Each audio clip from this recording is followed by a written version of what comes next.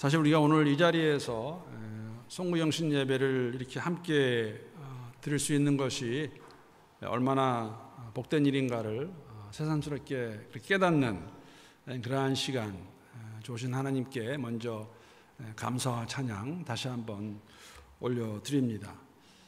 지난 2년 동안에 참 우리가 한 번도 오늘 기도에도 그런 내용이 있었지만 걸어보지 못한, 아직도 끝나지 않은, 어떻게 변할지 장담할 수 없는, 알 수 없는 그러한 혼란하고 어려운 시기에도 안전하게 저희들을 보살펴 주셔서 오늘까지 걸어올 수 있었던 것, 다시 한번 모든 것이 하나님의 은혜임을 고백하며 주님께 감사 찬양을 올려드립니다. 그래서 아까 그 성도 교제 시간에 나눴던 것 같이 정말 이렇게 함께 할 수 있는 교회가 있다는 것, 또 이러한 어려운 시기에 서로 위해서 기도할 수 있다는 것이 얼마나 큰 복인가를 새삼 깨닫게 됩니다. 송구영신 예배입니다.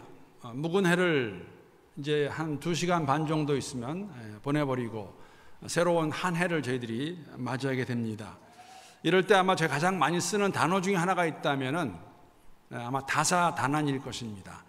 그러면 많이 다사다난했던 한 해, 여러 가지 일도 많고 어려움이나 탈도 많았다라는 그러한 단어, 사자, 성어입니다. 다사다난했다. 올해 한 해를 돌이켜보면서 그런데 이런 마음을 이런 마음을 가져보았습니다. 다사다난했다고 말할 수 있을까? 물론 그럴 수도 있겠지만 저는 사실 그렇지 못한다는 그런 생각을 가지게 되었습니다. 말씀드린 대로 아직까지도 팬데믹이 현재 진행형으로 이렇게 진행되고 있는 상황 가운데서 사실 여러분 작년 올해만 하더라도 우리 호주 빅토리아 주에 살고 있는 사람들에게는 올해만 하더라도 제가 다시 한번 구글해 보니까 113일을 락다운으로 보냈습니다. 나가지 못하고 집에 있어야 됐고 특별한 일이 없으면은 그냥 사람이 참 우습죠. 꼭 어디를 나가야겠다는 건 아니지만 또 정부에서 안 된다 그러면은 더 답답해요. 더 마음도 안 좋고 마음이 안 들기도 하고 지난번에 잠깐 말씀을 드린 것 같은데 올해와 작년 이 2년 동안에 세계에서 가장 우리가 오랜 기간 동안을 락다운으로 보냈습니다. 장장 267일을 락다운으로 보낸 이러한 작년과 올해, 또 올해를 보내면서 3분의 1에 해당되는 그 시간을 집에서 보냈는데 다사다난했다는 표현을 쓰는 것이 적절하지 않다는 그러한 생각을 가져보았고 어색하다는 생각을 가져보게 되었습니다. 아니나 다를까 여러분 올해 작년도 비슷하지만 가장 많이 사용된 단어가 있다면 그런 단어입니다. 그렇죠? 델타라든지 부스터샷, 지금은 우리의 가장 화두에 하루에 수십 번 말씀하실 거예요. 오미크론, 이런 단어가 저희들의 삶을 지배하고 있다고 말해도 과언이 아닐 것입니다. 놀라운 사실도 아닙니다. 세상은 여전히 이 팬데믹으로 인해서 어수선하고 어려움 가운데 있고 현재 진행형으로 돌아가고 있고 흘러가고 있습니다.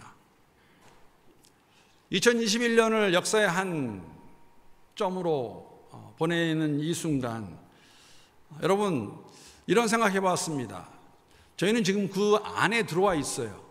팬데믹을 우리가 지금 걸어가고 있는 것이죠.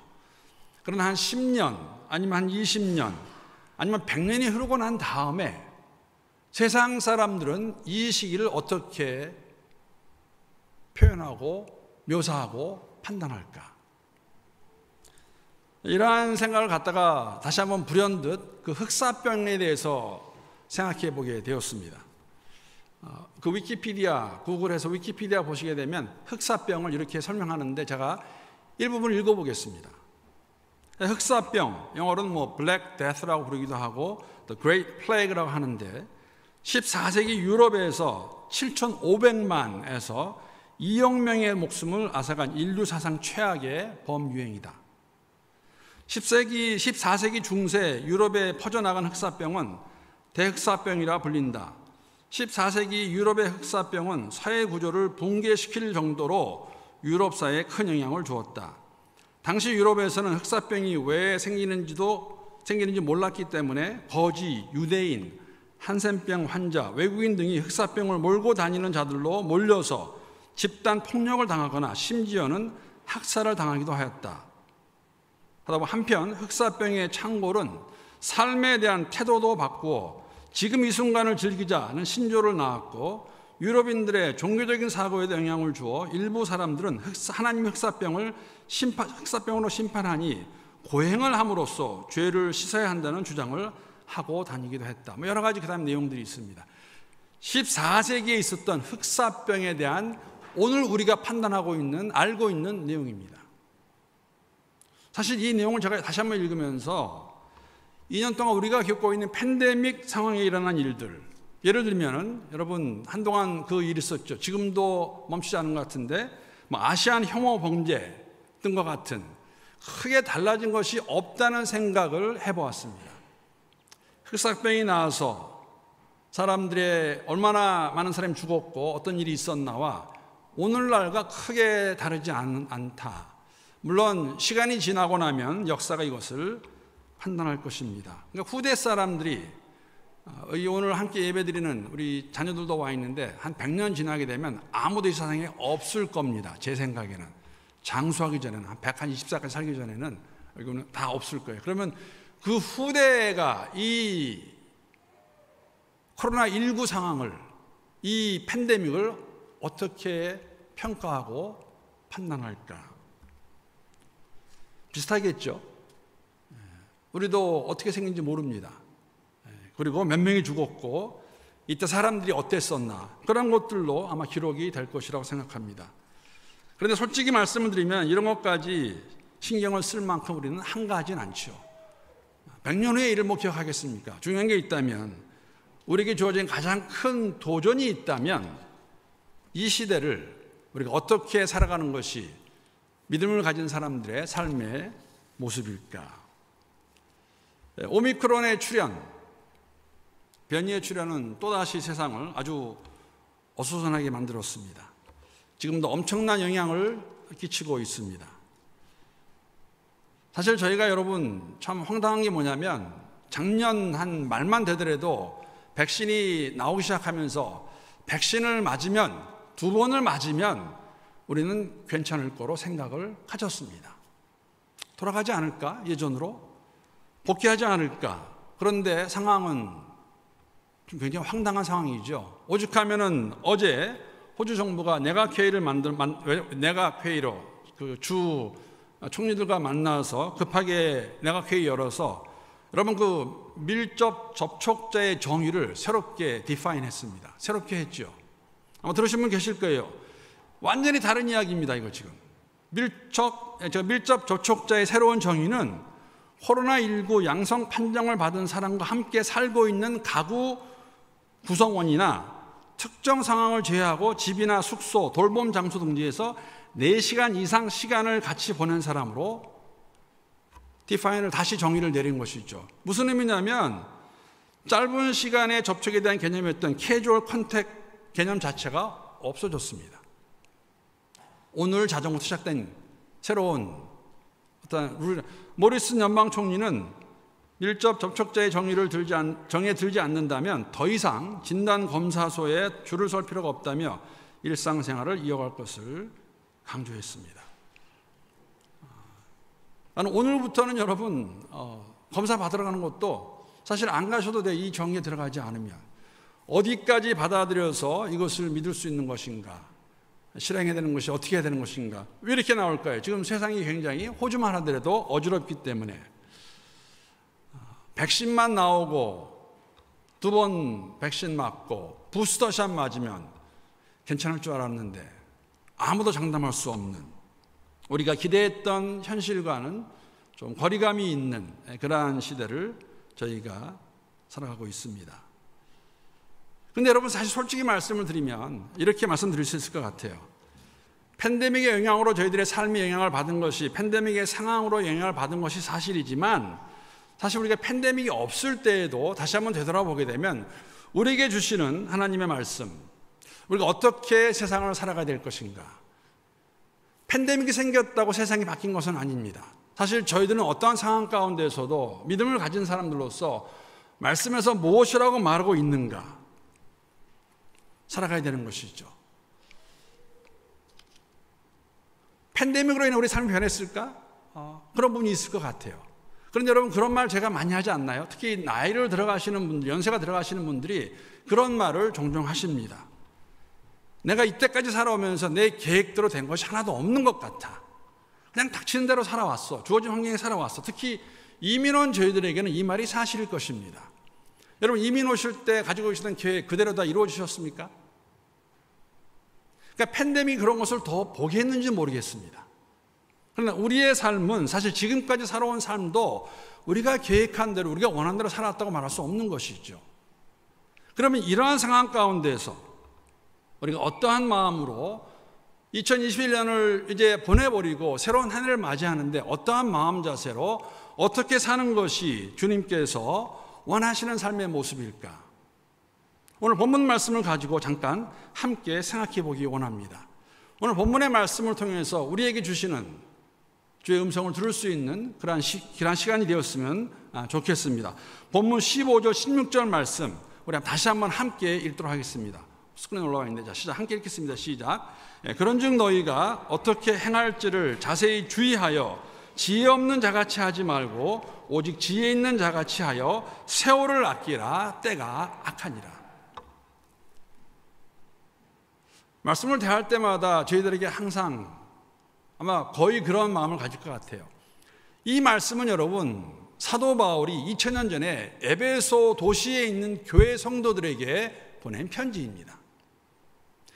2000년에 뭐라고 기록되어 있냐면, 지금 때가, 세상이 악하다. 세월을 아끼라. 라고 에베소 교회 성도들에게 권면하고 있고 사실 명령하고 있는 것이죠. 세월을 아끼라고 말하고 있습니다. 이때에 팬데믹까지 우리에게 닥친 이때에 어떻게 사는 것이 하나님이 원하시는 삶입니까? 이 말씀을 따라서 세월을 아끼며 사는 것이 주님께서 원하시는 삶의 모습입니다. 세월을 아껴야 됩니다. 근데 여러분, 질문이 하나가 있어요. 세월을 어떻게 아낍니까? 돈을 아끼려면 그렇죠? 낭비하지 않으면 돼요. 돈을 아껴라 했을 때는 불편한 거 사지 말고 저축하면 됩니다.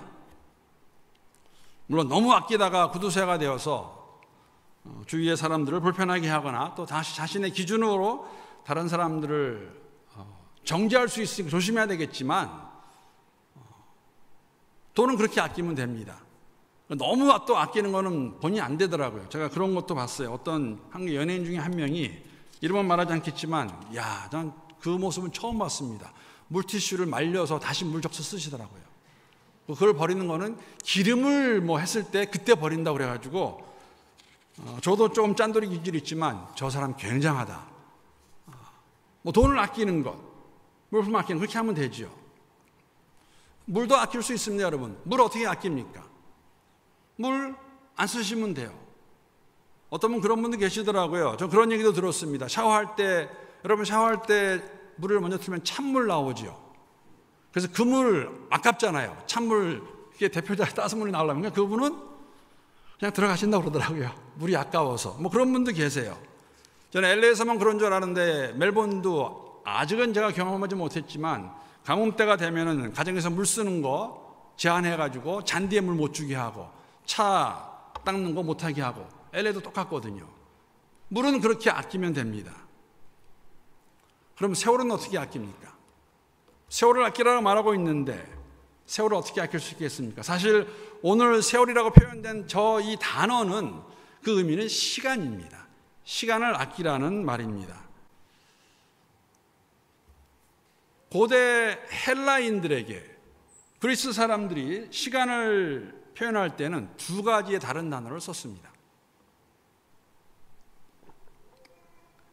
이 두 가지 다른 단어의 내용을 우리가 좀 알아야 세월을 아끼라, 시간을 아끼라가 무슨 뜻인가 이해하는 데 도움이 될 것 같습니다. 그 두 단어는 다른 것이 아니라 크로노스라는 단어와 카이로스라는 단어였습니다. 크로노스라는 단어는 어떤 의미냐면 일반적으로 말하는 시간이에요. 예를 들면은 그러니까 연대기적 시간인 것이죠. 해가 뜨고 지는 것으로 결정되는 시간, 하루가 지나갔다. 그 시간을 말합니다.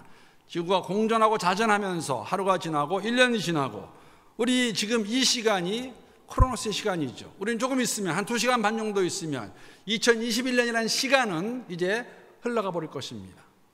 우리는 새로운 시간을 맞이할 것입니다. 크로노스라는 이 단어의 의미는 기회와 때라는 뜻을 가지고 있습니다. 크로노스, 카이로스라는 개념은 기회와 때를 말하고 있습니다. 크로노스는 그래서 우리 모든 사람들에게 동일하게 주어지는 것입니다. 무엇입니까? 하루 24시간. 그러나 카이로스의 시간은 단순히 흘러가는 시간을 말하는 것이 아니라 그것이 주관적으로 내게 의미가 주어지는 그 시간을 의미하는 것이죠. 동일하게 팬데믹을 맞고 있지만 이것이 우리에게 무슨 의미가 있는 것인가? 우리로 하여금 하나님에 대해서 어떠한 이해를 가지게 하고 어떻게 살아가게 하고 있는 것인가? 라고 깨달을 수 있는 그러한 카이로스의 시간이 될 수 있다는 것이죠. 성경에 쓰는 시간의 개념은 다 카이로스의 개념입니다. 그냥 흘러가는 시간을 말하고 있지 않습니다. 그렇게 보게 되면 여러분, 전도서에서 나오는 이게 크로노스 같은데 이 단어는, 이때 때라는 단어는 사실은 카이로스의 의미가 들어가 있는 것이죠. 전도서 3장 1절 말씀, 1절부터 11절까지의 말씀 제가 한번 읽어보겠습니다. 우리가 너무나 잘 알고 있는 내용입니다.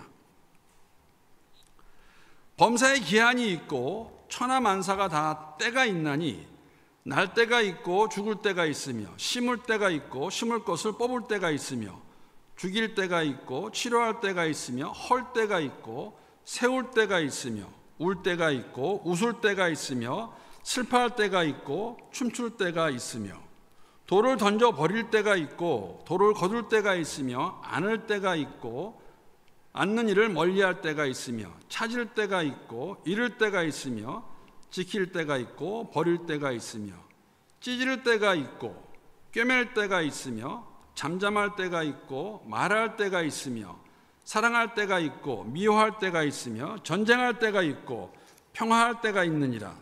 일하는 자가 그의 수고로 말미암아 무슨 이익이 있으랴. 하나님이 인생들에게 노고를 주사 애쓰게 하신 것을 내가 보았노라. 하나님이 모든 것을 지으시되 때를 따라 아름답게 하셨고 또 사람들에게는 영혼을 사모하는 마음을 주셨느니라. 그러나 하나님이 하시는 일의 시종 사람으로 측량할 수 없게 하셨도다. 여러분, 여기 나와 있는 모든 때는 우리 인생에게 주어지는 때입니다. 다시 크로노스로 받을 수 있습니다. 근데 이러한 모든 때를 통해 하나님을 알게 할 수 있는 기회를 주시는 것이 있죠. 카이로스의 시간, 이런 의미입니다. 작년 2월에 시작된 팬데믹의 시간이 벌써 흘러서 2년이 지나갔습니다. 아직 끝이 보이지 않는 것 같다고 저희들이 그러한 표현을 씁니다. 오미크론이 어떻게 될 것인가? 그 다음에 또 뭐가 있는 것인가? 오미크론이 정말 그냥 감기같이 끝나버리는 것인가? 그래서 어떤 분들은 이것이 가장 좋은 선물이 될 수 있다고 말도 합니다. 그런데 아직도 아무도 모릅니다. 우리는 기다려야 됩니다. 모든 사람이, 전 세계의 모든 사람이 동일하게 당면한 크로노스의 시간입니다. 지난 2년의 시간이. 또 그 시간을 맞이할 것입니다. 그러나 예수를 믿는 하나님의 백성으로서 이 시간이 우리에게 카이로스가 될 수 있다는 것이죠. 시간을 아끼라. 세월을 아끼라. 세월을 아껴 살아가는 삶, 그 삶이 하나님 주신 이 세상 가운데에서 카이로스의 시간 안에서 살아가는 삶임을 저희들에게 말씀해 주고 있습니다. 여러분, 시간을 아끼는 삶이 지혜로운 자의 삶의 모습입니다. 오늘 본문 15절 16절 말씀 제가 다시 한번 읽어보겠습니다. 그런즉 너희가 어떻게 행할지를 자세히 주의하여 지혜 없는 자같이 하지 말고 오직 지혜 있는 자같이 하여 세월을 아끼라. 지혜 없는 자같이 하지 말고 지혜 있는 자같이 하여 세월을 아끼라. 때가 악하니라. 여러분, 성도는 지혜로운 사람들이에요. 우리는 지혜로운 사람들입니다. 장담할 수 있습니다. 왜? 그리스도 예수 안에서 하나님을 알고 있다 고백하는 사람들, 하나님을 아바 아버지라 부르는 사람들은 지혜로운 사람이에요. 하나님을 경외하는 것이 지혜의 근본이니까. 하나님을 안다고 말하는 것은 그분이 내 모든 것 되심을 고백하는 사람이니까, 그분을 경외하며 사는 사람이기 때문에 우리는 지혜로운 삶이고, 지혜로운 사람은 세월을 아껴 살아가는 모습, 우리에게 권면하고 명령하고 계십니다. 여러분, 이런 의미입니다. 세상에서도 지혜롭다는 말을 많이 해요. 저 사람 참 지혜로운 것 같아. 여러분, 언제 세상 사람들이, 우리도 그 말 쓰죠. 내 남편은 참 지혜로운 것 같아. 아내는 참 지혜로운 것 같아. 저 사람 참 지혜로운 것 같아. 어떨 때 이러한 표현을 합니까? 가장 간단하게 설명을 하면은 주어진 상황에서 적절한 행동을 할 때 쓰는 말이 지혜롭다는 말입니다. 맞게. 오늘 이 에베소 5장 말씀 보게 되면 지금 때가 악하다고 말하고 있습니다. 여러분, 말씀드린 대로 2000년 전에 이미 때는 악했어요. 하나님을 모르는 세상은 악한 세상이고 악한 때입니다. 지혜롭다는 것은 하나님을 우리가 안다 고백하는 여러분과 저는, 그렇기 때문에 하나님 모르는 이 세상 가운데서 시간을 아껴, 세월을 아껴 살아가는 것, 우리의 삶, 특히 2022년을 맞이하면서 그런 마음가짐으로, 다짐으로 나갈 수 있으면 좋겠습니다. 오늘 본문 말씀 보게 되면 여러분 두 가지를 보여주세요. 그러면 세월을 아끼는 삶, 어떻게 하면 세월을 아낄 수 있을까? 아끼는 삶의 모습이 어떤 모습인가? 첫 번째는 어떤 모습이 세월을 아끼는 삶이냐면, 헛된 것을 따르지 않고, 헛된 것을 따르는 어리석은 자가 되지 않고 주의 뜻을 바로 이해하는 것입니다. 17절 말씀 보게 되면, 그러므로 어리석은 자가 되지 말고 오직 주의 뜻이 무엇인가 이해하라. 세월을 아끼라, 때가 악하니라. 그러므로, 그렇죠? 세월을 아끼며 살아가는 삶, 어리석은 자가 되지 말고, 우리는 어리석은 자가 아니죠. 우리는 지혜로운 자들입니다. 그러니까 세월을 아끼지 않으면은, 여러분, 시간을 아끼지 않으면 주어진 이 삶 가운데 하나님을 더 알아가는 삶이 아니면 우리는 헛된 것을 쫓아가고 헛된 것을 어리석은 자가 되는 것이죠. 그 가운데에서 주의 뜻이 무엇인지 이해하라고 말씀하고 있습니다. 주의 뜻을 이해하는 것. 또 이렇게 말씀드릴 수 있어요. 주의 뜻을 분별하지 않는 사람은 어리석은 사람이에요. 하나님께서 원하시는 것이 무엇인가? 하나님을 안다 고백하는 사람은 어리석은 자가 될 수 없습니다. 왜? 지혜로운 자들이기 때문에. 그러니까 그 말은 무슨 말이냐면, 우리는 계속해서 매일매일의 삶 속에서 우리의 여정 가운데 하나님의 뜻을 분명히 구하고 분별해야 되죠. 여러분, 그렇게 질문하실 수 있어요. 하나님 뜻을 어떻게 합니까? 여러분, 하나님 뜻은 물론 크게 두 가지로 이해할 수 있습니다. 첫째는 기록된 말씀에서 저희들에게 주는 하나님 뜻이 분명히 있습니다. 하나님 말씀하시죠. 두 번째는 우리 각 개인의 삶 속에서 하나님이 내게 원하시는 하나님 뜻이 있습니다. 분별해야 되죠. 그런데 이 두 가지의 다른 의미를 가지고 있지만, 사실은 말씀에서 주는 하나님 뜻이 무엇이다라고 말하는 그것을 가지고 우리 개인에게 적용해서 하나님 뜻을 분별하는 데 도움을 받을 수 있습니다. 예를 들면 이런 것입니다. 성경이 많이 나옵니다. 그런데 한 군데만 보겠습니다. 데살로니가 전서 4장 3절을 보게 되면 이렇게 말씀하십니다. 제가 세 번역으로 한번 읽어보겠습니다. 하나님의 뜻은, 하나님 뜻입니다. 여러분이 성결하게 되는 것입니다. 여러분은 음행을 멀리하여야 합니다. 하나님 뜻이 무엇이라고요? 성결하게 되는 것, 거룩한 삶을 사는 것입니다. 하나님 뜻이에요. 여러분, 여기 토닥 사람 아무도 없습니다. 우리는 거룩한 삶을 살아야 됩니다. 이 말씀은 주님께서도 직접 하신 말씀이에요. 마태복음 5장 48절 말씀 보게 되면, 그러므로 하늘에 계신 너희 아버지의 온전하심과 같이 너희도 온전하라. 이 온전이란 단어, 이 말씀, 온전하심은 거룩하심을 말하고 있습니다. 레위기 11장 45절 말씀 보게 되면, 나는 너희 하나님이 되려고 너희를 애굽 땅에서 인도해 낸 여호와라. 내가 거룩하니 너희도 거룩할지니라. 거룩하신 하나님이 우리에게 원하시는 하나님의 뜻은 거룩한 삶을 사는 것입니다. 하나님 뜻이에요. 음행을 멀리하는 것. 이 말씀을 기준으로 우리 각 개인의 삶에 적용하게 되면, 우리가 무엇인가를 결정할 때에 적용할 수 있는 원리가 무엇이냐면, 내가 이것을 결정함으로써 내 삶이 거룩한 삶에 도움을 주는 것인가 아닌가. 예스면 하나님 뜻이에요. 아니면 아닙니다. 왜? 하나님의 뜻은 모든 성도가, 모든 사람이 거룩하게 되는 것이기 때문에 거룩한 삶을 사는데 도움이 안 되는 것, 방해가 되는 것이 있다면 그것이 무엇이 되었든지 간에 하나님 뜻이 아니겠죠. 물론 이 문제는 개인마다 하나님 앞에서 기도하시는 가운데 결정이 되는 문제입니다. 다만 원리는 그렇습니다. 세월을 아껴라. 어떻게 아끼는 것이 어떻게 아낄 수 있을까? 하나님의 뜻을 바로 이해하라. 하나님의 뜻이 무엇입니까? 하나님의 뜻은 2022년도 우리가 정말 주 안에서 거룩한 삶을 이 어지럽고 어수선하고 악해져가는 이 세상 가운데서 여러분 2000년 전에 벌써 악한 세상이었는데 지금은 어떨까요? 두 번째, 오늘 본문 말씀 보게 되면 세월을 아끼는 삶이란 술 취하지 않고 성령 충만함을 받는 것입니다. 18절 말씀입니다. 술 취하지 말라. 이는 방탕한 것이니 오직 성령으로 충만함을 받으라. 좀 이게 좀 왜 술 취하는 것과 성령 충만을 이렇게 함께 대조했을까? 크게 두 가지 이유로 생각할 수가 있는데 하나는 술 취한 상태와 성령 충만한 상태가 약간 비슷한 모습이 있죠. 그렇죠? 무엇인가에 의해서 이끌리는 것. 오직했으면 사도행전 2장에 보게 되면 예루살렘에 있는 사람들이 성령 충만함 받은 성도들 향해서 술 취했다고 말하지 않겠습니까? 그러나 더 큰 의미가 있습니다. 술 취함이 주고 있는 왜 그 당시 에베소 도시의 성도들에게 술 취하지 말라고 방탕한 것이라고 말하고 있을까?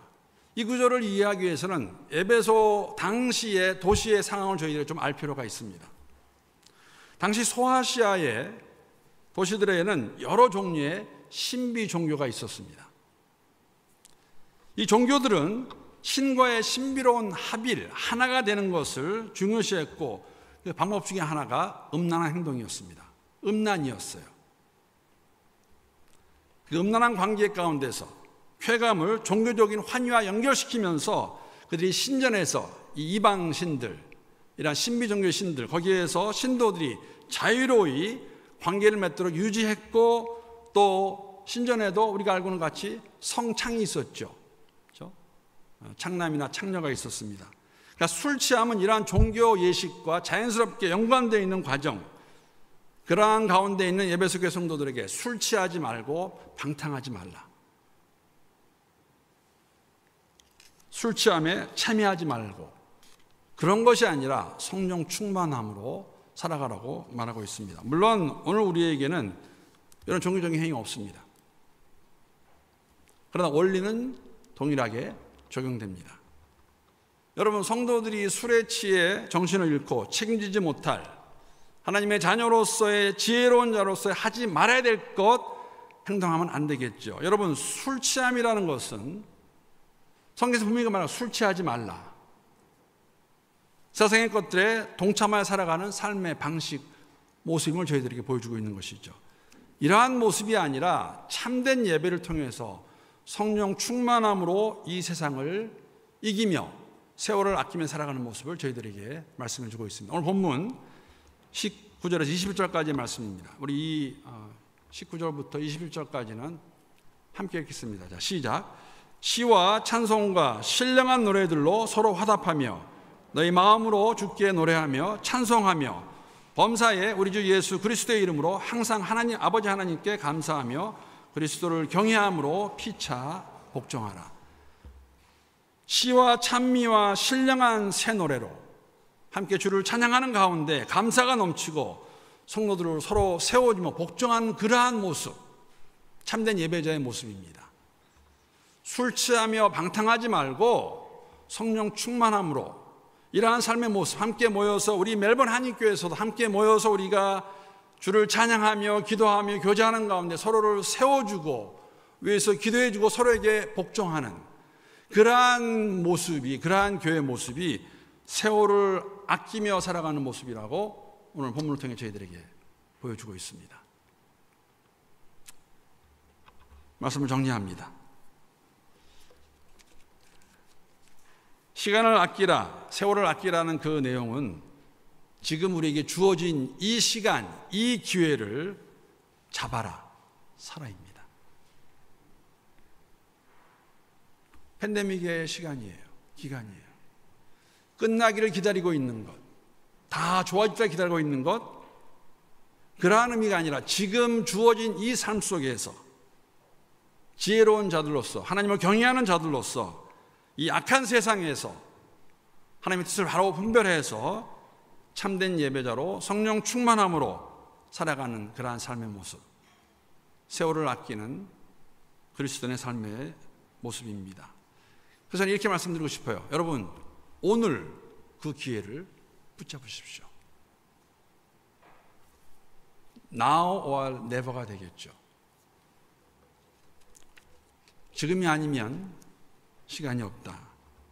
다시 기회가 없다. Now or never. 여러분, 가끔 이런 말 우리가 듣는 것 같아요. 또 하기도 하는 것 같습니다. 나중에 자리가 잡히면, 시간이 되면 그때 열심히 하겠습니다. 열심히 신앙생활 하겠습니다. 근데 여러분, 나중은 오지 않습니다. 무슨 의미냐면 내일은 아무도 장담할 수 없어요. 장담할 수 없습니다.